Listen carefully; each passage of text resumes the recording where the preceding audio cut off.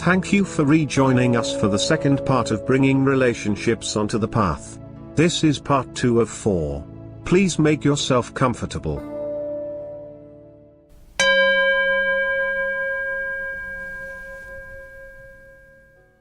Okay, so before going into how we can actually do something about all this,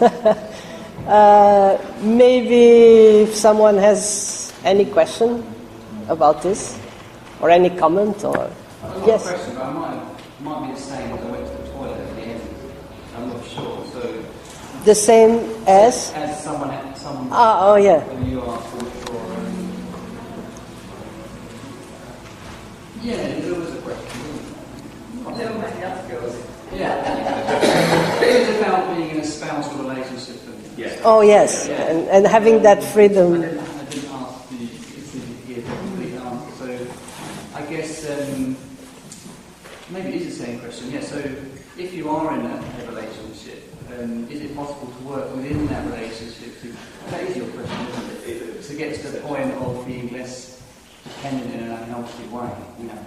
Yes. I think you said, I don't know, never got there. No. Basically. How does it?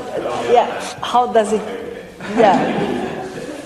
You know, like, because I think I was thinking, you know, well, if you have a not just a breakup or you lose someone, like, you know, someone dies, you lose your job or whatever, you know, those moments are pregnant and give you the potential possibility for seeing that emptiness and working with it, right? You know, although many of us, we choose not to do that because it's difficult. You know, so is it like a bit like, you know, if it's going well, you're in a relationship or whatever, it's kind of like, you know, an opium, so you don't, it's less hard to work on it, you know, because you haven't got the wake-up call, you know, so that kind of thing, you know. Well, I think we have to take what life throws at us also, you know, and being in the relationship can be excellent if you manage to be aware of all these things. And if the reason that brought us together, there is more to it than just fulfilling each other's needs for validation.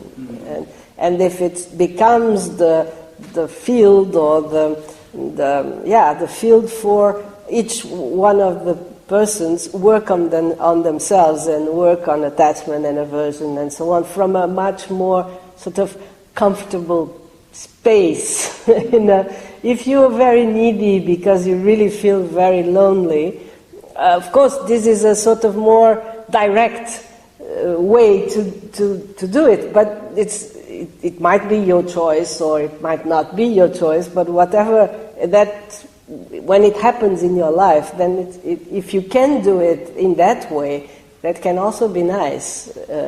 Just confronting that fear, that, you know, excruciating fear of loneliness, of being alone, which actually boils down to of feeling separate, which is the beginning of the thing. That's dukkha, you know. So if you manage to acknowledge that as being the basic fear and the basic problem and ignorance in itself, or the feeling that ignorance creates, or the suffering that ignorance in the Buddhist sense creates, that feeling of separateness, sorry, it's difficult to pronounce,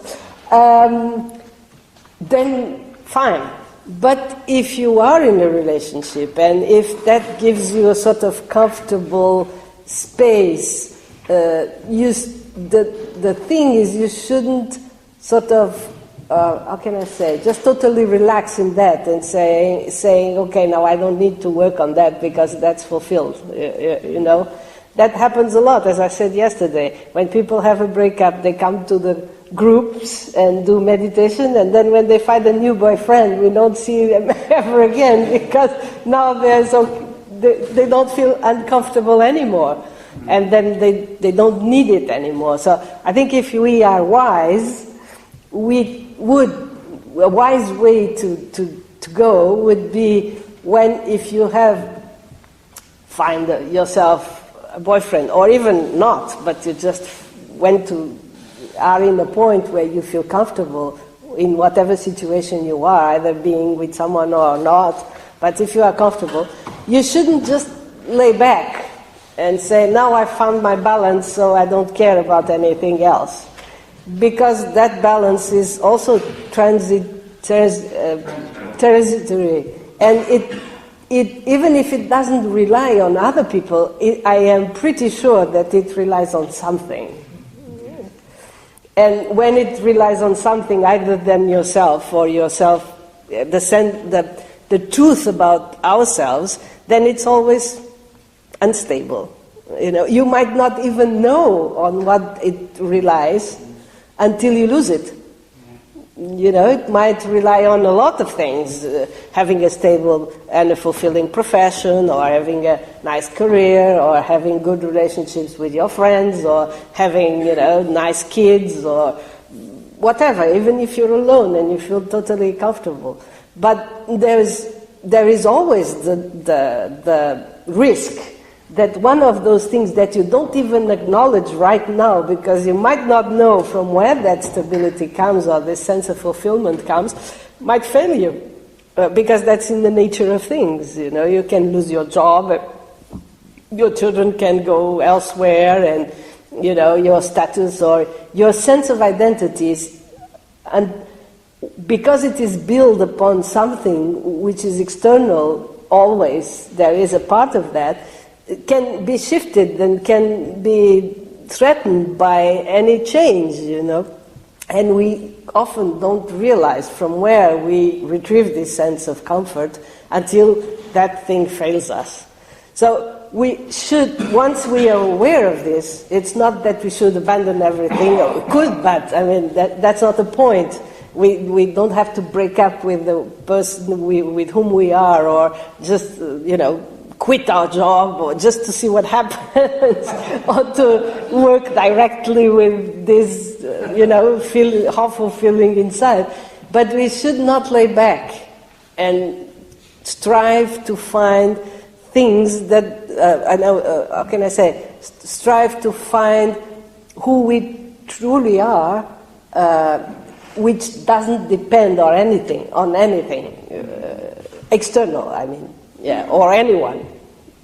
So if we do this, then it's fine, because when we are comfortable, we do it, and when we are uncomfortable, then we have an even deeper insight into that. But we have been preparing for that, so, even for instance, maybe nothing will fail, but imagine that you suddenly get very sick. And you still have your job, you still have your kids, you still have, everything that makes your stability. But if suddenly you go to the doctor and he says, no, you have only, you're extremely ill and you have a cancer or something like that, that's quite it's quite an explosion in your life suddenly, and it might happen to any of us anytime, and eventually we all die, because nobody's going to stay here forever. So it's not like it might happen, it will happen. So we can't really lay back and say, okay, now I will enjoy my stability and my good karma or my luck or whatever. I will enjoy this status that I managed to get, and then we'll see. It's not like I have to think every day that I'm preparing to die, or it doesn't have to be that dramatic. But like knowing that nothing from which we can, on which we can sort of hold to get stability or to be comfortable, not one thing of those will remain forever. So striving to sort of enjoy until it lasts, but at the same time knowing that you have to seek something deeper that doesn't depend on anyone or in any circumstance. That's actually what the spiritual path is all about. Is finding that, and getting it into your life, into your experience, more and more and more. And then, whatever circumstances are there, if you are in a relationship or not, just try to use those circumstances to be more kind and to be more open and, to follow your path and find the quality of love and care and all of that with whatever circumstances you have. Not necessarily that you cannot feel love for if you are not in a close relationship. Love can be felt in different ways, and you can love your friends. You can, because that's perhaps in this afternoon we'll get a bit to the definition of what love is from the Buddhist point of view. I mean, from this point of view, something that is when it's not mixed with attachment, let's say, because we know what attachment is very well. We have experienced that fully, but normally it is mixed with love. But the part that makes us suffer is not the love part, is the attachment part. So we will never suffer because of love. We will suffer because of attachment. But so that's why it's important to really distinguish between them.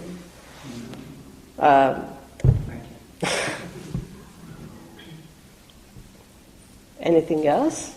Somebody called it a non-possessive love. Yeah. And I guess it's working towards that.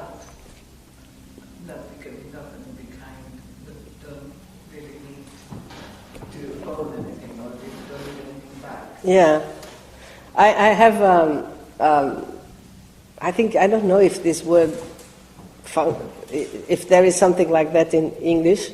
I have an association, but you don't say this. It's a club, is it? I mean, when you have a group of people who get together to do something. A club? Yeah. I belong to a club in Portugal of volunteers for palliative care, but not as professional caregivers or nurses or doctors, or just ordinary people who are volunteering to assist the dying person and the family on, human level, but actually because it is such an extreme moment, it's a moment of truth, isn't it? So actually it sort of becomes a spiritual assistance, not necessarily related to any religion or anything like this.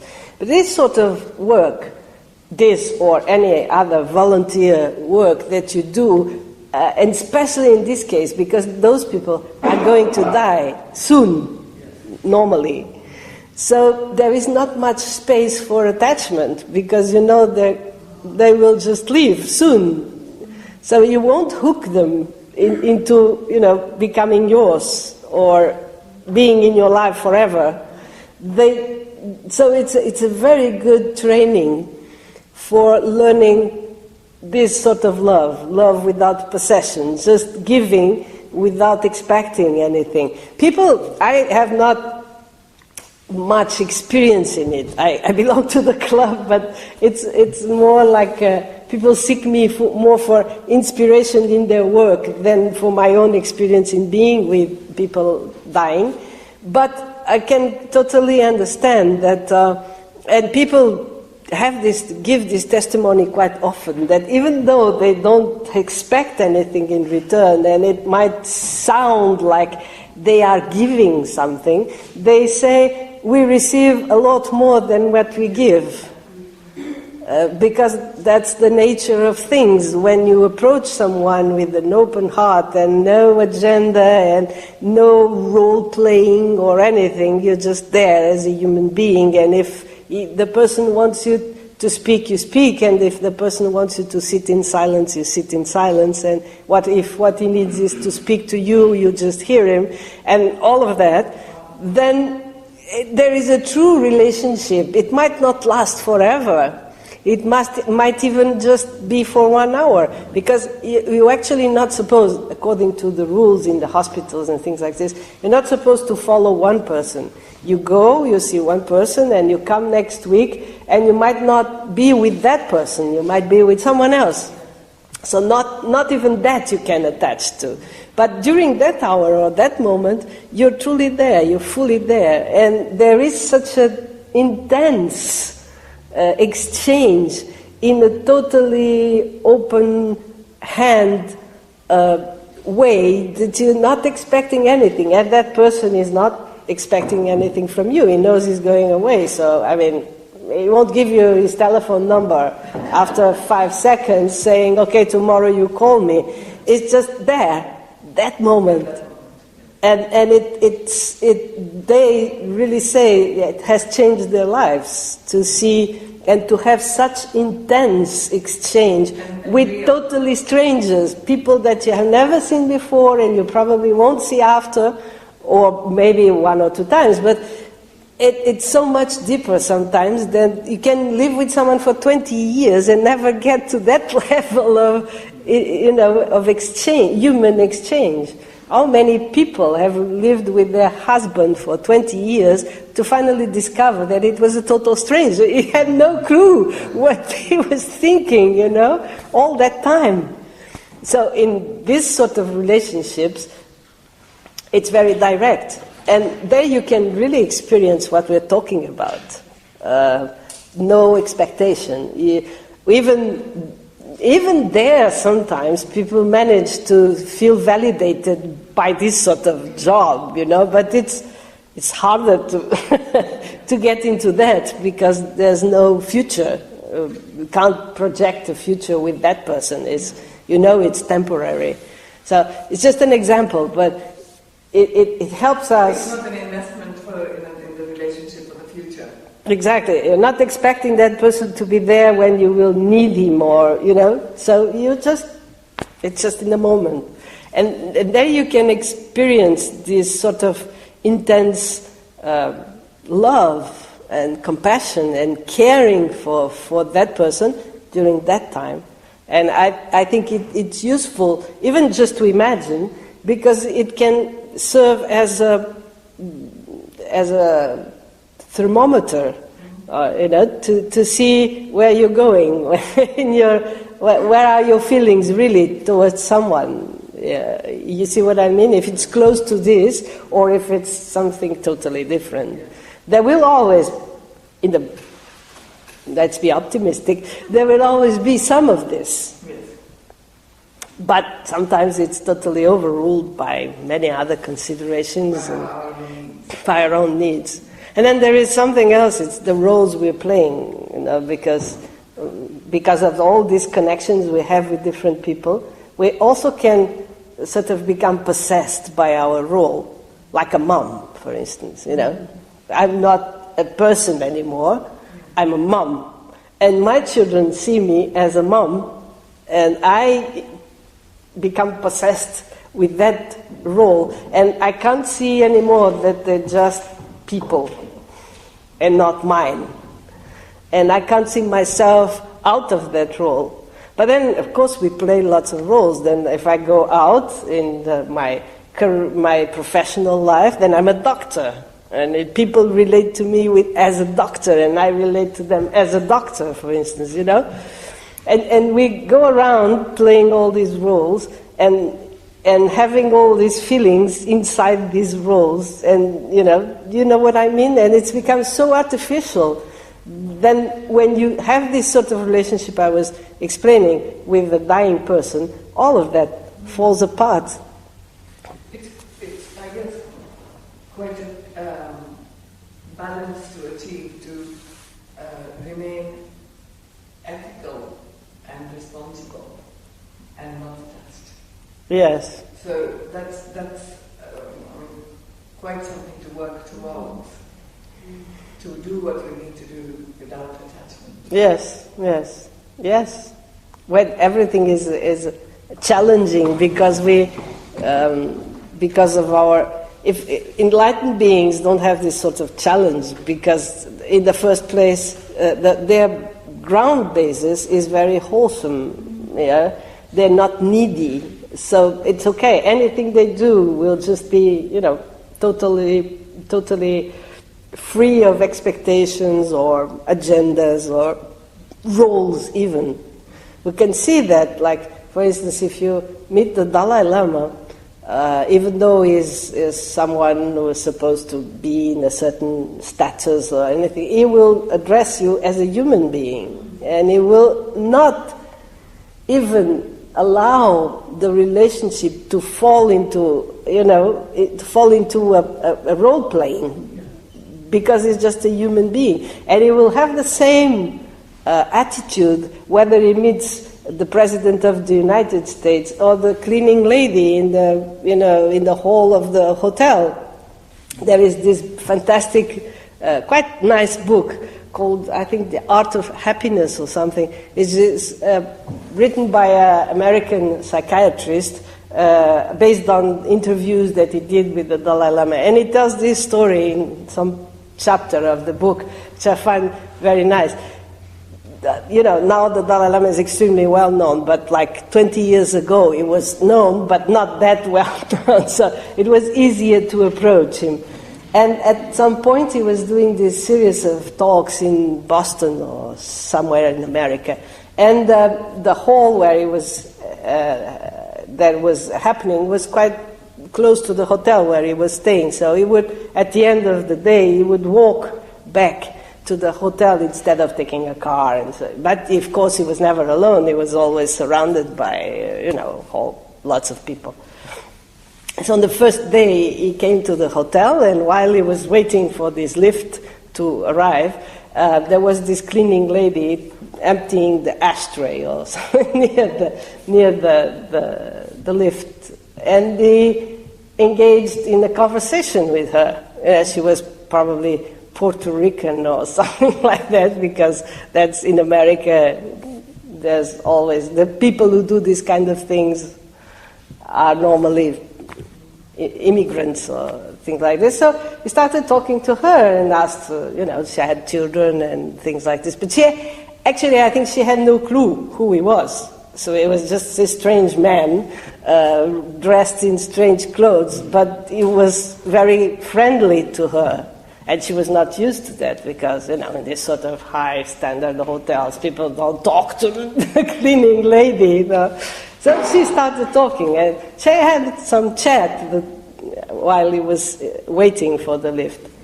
Then, next day, the Dalai Lama comes, and that lady that she knew, then she asked around, who is this man? And someone said, oh, it's the Dalai Lama, he's giving talks in this area, it ends at this time of the day.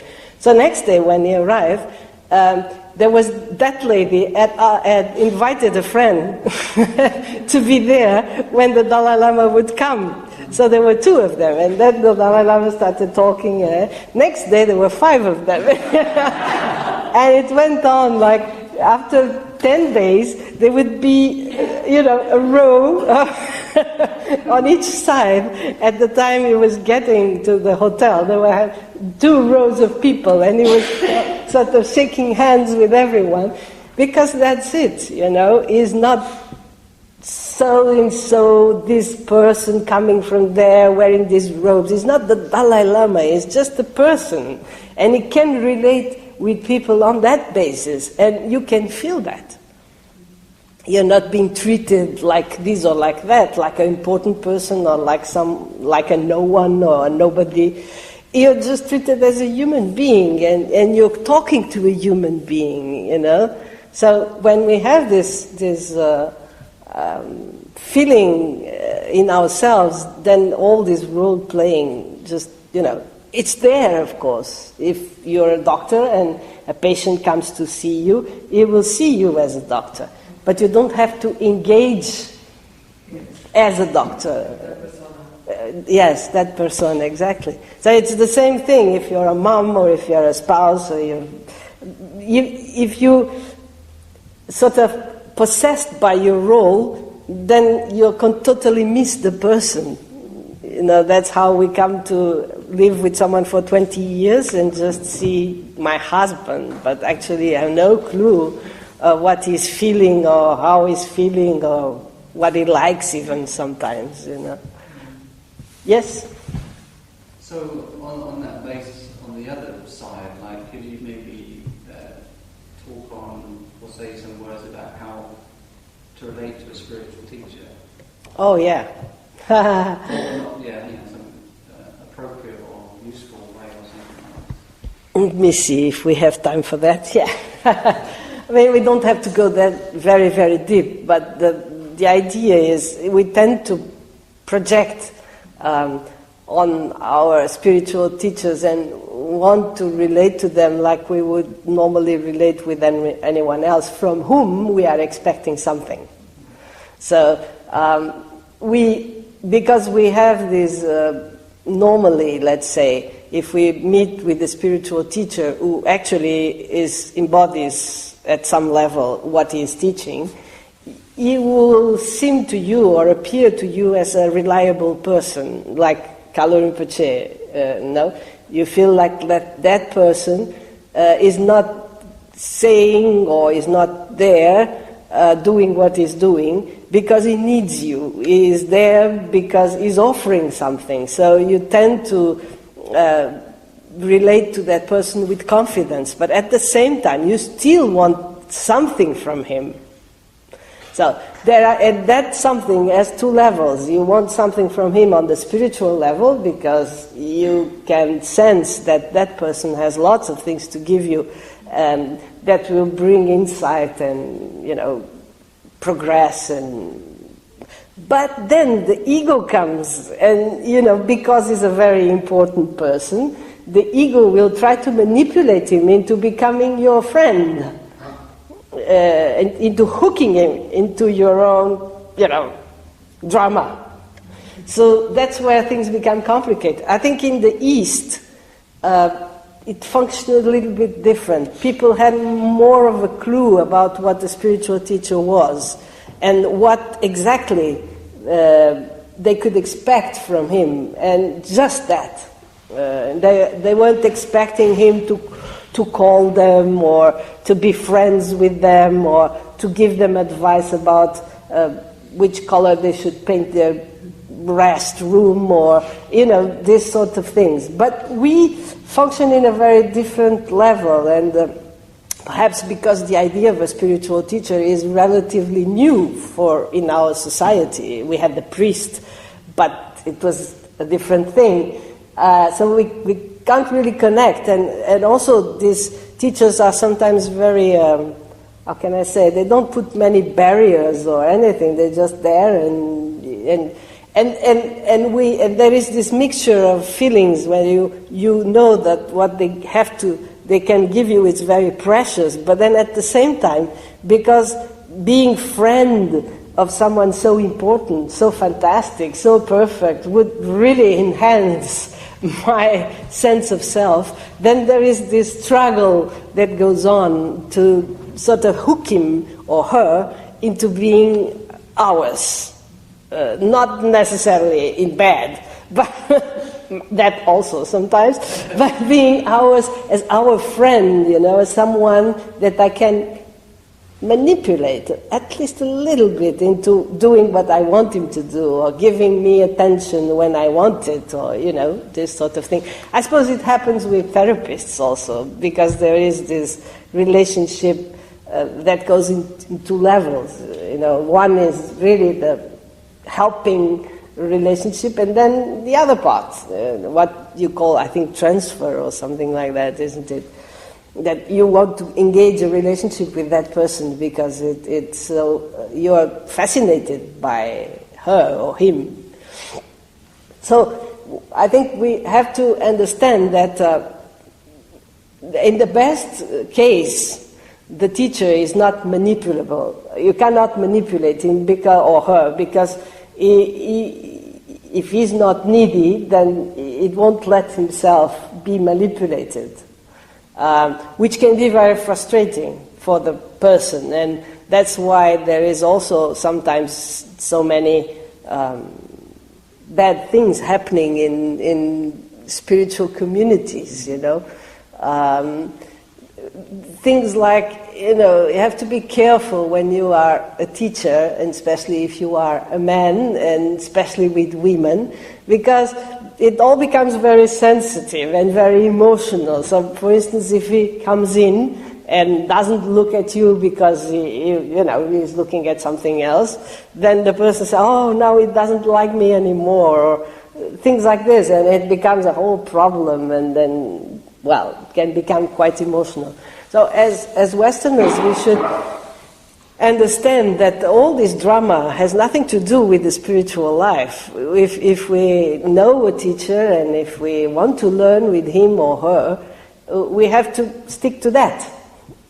So we are only trying to receive spiritual advice, and that's it. That person is not supposed to become our dearest friend or someone that I can bring into my life in that sense or emotionally. Doesn't mean that we are not human beings, that there is no warmth possible between us, but it has to be inside that frame and not go beyond that. It can become very complicated when things sort of get wild, because then because it's such an important person and because you're totally fascinated by him or her, then you need to validate. You need the validation from that person. Can become an obstacle in receiving the teachings, because you can't hear the teachings anymore. You're just waiting for him to look at you and give you a smile or something like that. So one has to keep things in the right places. And the way to relate is, I heard this recently and I thought it really made a lot of sense. Because in the Tibetan Buddhism, there is a lot of stress put into devotion. And I think we don't know what devotion is, really. I mean, we tend to mix devotion with fascination and, groupies. We become groupies, and then we would, pull our hair off, and, and that's not what devotion is at all. Devotion is not submission to a certain person, because that's validation.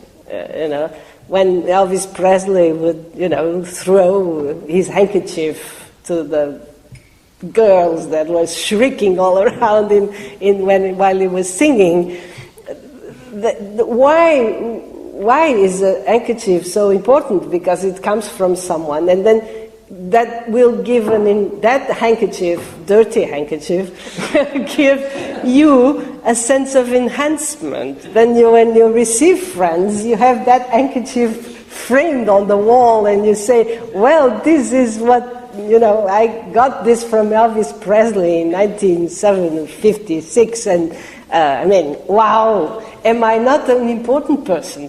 You get importance from that. So if we become groupies of the teachers, and some teachers have lots of groupies, then it's more or less the same thing, except that instead of being a pop singer, he is a Buddhist teacher. But you relate to that in the same way, seeking for validation, seeking for enhancement for your own identity. So it's totally false, and it can go very wrong. So for Tibetans, devotion didn't mean that at all, but we tend to mix things up, and we tend to see devotion as something very emotional, and I feel deeply connected with it. I'm sure we have been, together in other lives, and you can make a drama out of it with, violins and a whole orchestra playing soft music around. But what lately in the one teaching of Kandro Rinpoche, she said, devotion is gratitude for wisdom. Gratitude for wisdom. When you feel grateful you feel that that person really embodies the wisdom mind that is also, it is ours. And you feel so grateful that someone embodies it, that you can recognize. You see, you have it, but you can't recognize it in yourself.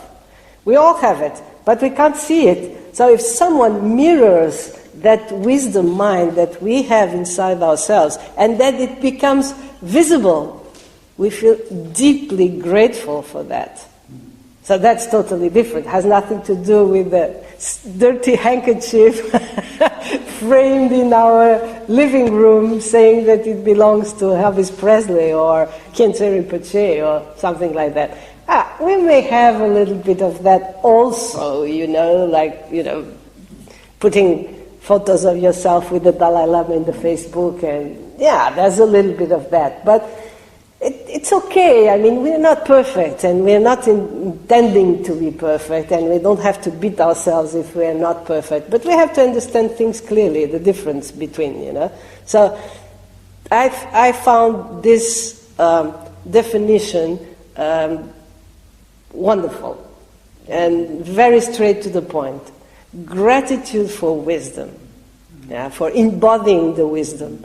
I think there we summarize what you're supposed to feel for a Buddhist teacher or for a spiritual teacher is grateful because he exists, and grateful because he manages to show you that wisdom that you already have. And that not that he is trying, actually. He's not trying, that's the part. Because if he was trying, it would be contrived, and then it wouldn't be, genuine. He's not trying. It's just like that. And because you have the quality to there is the need for some quality from our part. Because it can just be like that, and I don't see it. Because I'm not ready to see that. So he goes around and probably goes in the plane with lots of people, and it doesn't necessarily mean that everybody will recognize him as that quality in him or her. I just say, I did the trip with the Tibetan monk. Oh, he smelled so strangely. That's one possibility. I think his clothes were not so clean. For instance, But so he was just the same person, and he was just embodying or expressing exactly the same thing when he sits down and starts teaching. But there is the need for some qualities from our part, the qualities of being able to recognize that. But he's not trying anything, he's just being who he is, and expressing whatever he has to express his own experience. Then we have this quality. But then once both meet, the expression and the recognition, then there is gratitude. Oh, I'm so grateful. You feel deeply grateful that wisdom could be expressed and could make you believe that it truly exists, and can make you see something that you previously didn't see or didn't recognize. So that's devotion. And so, of course, in all of these things, we are always striving. You see, we are always straying, and we are always coming back. The important thing is just to, remain aware and attentive, and not let yourself just go and stray from a wholesome attitude. Be aware of the pitfalls, and that's it. I mean, it's not meaning that you're going to be perfect from, moment 1 to moment 10. It means that you know how it should be, and when you feel that you're going, astray, then you try to come back and put things in their own places and things like this. So maybe we go and have lunch.